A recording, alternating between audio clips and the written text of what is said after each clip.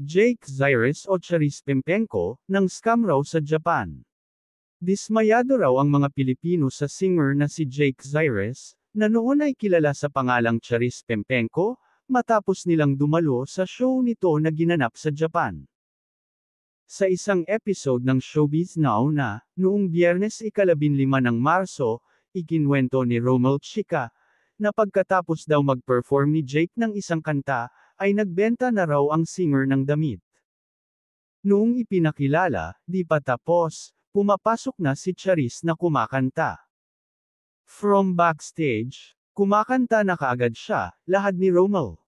Noong matapos na yung isang kanta, naglabas itong si Charis ng merchandise. Pagkatapos niyang kumanta, nagbenta ng shirt na nagkakahalaga ng 4,500 yen. Dagdag pa niya, kaunti lang ang bumili, kasi wala pa nga siyang ginagawa. Isang kanta pa lang, huminto na. Nagbenta na. Hanggang ito na, lumalakad na siya at nag-thank you. Say tuloy ni showbiz columnist Christy Fermin, nagrereklamo syempre ang mga Pinoy.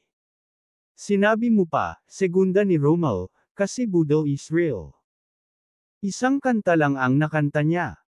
May Pinoy pa raw na nagsabi, na nakapanood ng show ni Jake sa Japan, aniya, na scam kami. Dahil dito, nahiya raw ang producer ng show para sa mga Pilipinong bumili ng tiket. Kaya hiniritan nito na kumanta pa si Jake pero tumanggi na raw ang huli. Siyempre, na-disappoint ang ating mga kababayan. Ang mga tiket nila, ipinagtatapon nila doon. Disappointed talaga sila, saad pa ni Romel.